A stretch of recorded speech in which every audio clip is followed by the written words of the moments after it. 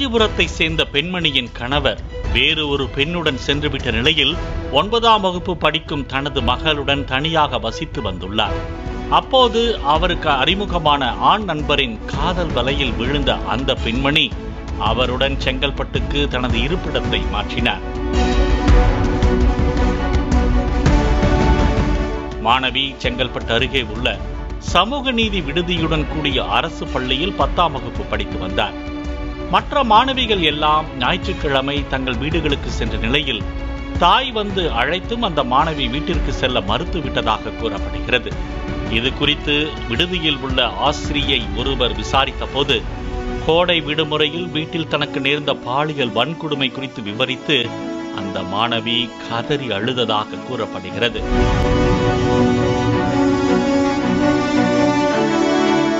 இதையடுத்து அந்த ஆசிரியை குழந்தைகள் பாதுகாப்பு உதவி மையத்துக்கு தொடர்பு கொண்டு மாணவிக்கு நேர்ந்த கொடுமை குறித்து புகார் அளித்துள்ளார்.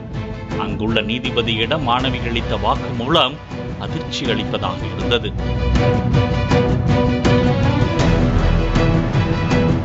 தந்தை விட்டு சென்றதால் தாயின் ஆண் நண்பருடன் செங்கல்பட்டுக்கு குடிபெயர்ந்த பின்னர் முருகன் என்ற பெயர் கொண்ட அந்த நபர் தாயை மட்டுமல்லாமல் அந்த மாணவியையும் தனது இச்சைக்கு இரையாக்கியதாக கூறப்படுகிறது.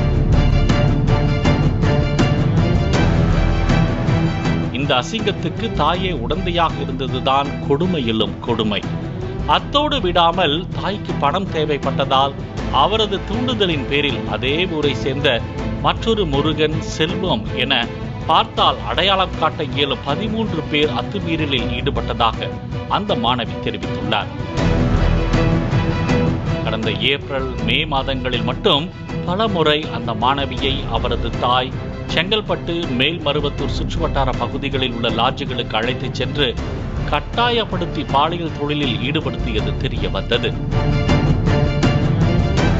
எப்போது பள்ளி திறக்கும், இந்த கொடுமையிலிருந்து விடுதலை கிடைக்கும் என்று அந்த மாணவி ஏங்கி தவித்த நிலையில் அந்த மாணவியை அரசு சமூக நீதி விடுதியுடன் கூடிய அரசு பள்ளியில் சேர்த்து உள்ளார் அவரது தாய். இதனை தனக்கு கிடைத்த பாதுகாப்பாய் நினைத்த அந்த மாணவி இனி வீட்டிற்கு செல்ல போவதில்லை என்று முடிவெடுத்து தனது வாழ்க்கையை சீரழித்தவர்களை அடையாளம் காட்டியதாக கூறப்படுகிறது.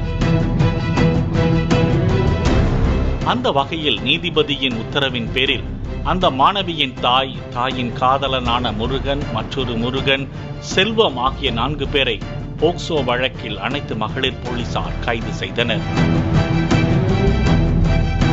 மாணவியின் மீது கைதான் வைத்தோம், தவறு செய்யவில்லை என்று கைதானவர் தெரிவித்த நிலையில் மைனர் சிறுமி மீது தவறாக தொடுதலும் தண்டனைக்குரிய குற்றம் என்று சுட்டிக்காட்டி போலீசார் கைது செய்துள்ளனர்.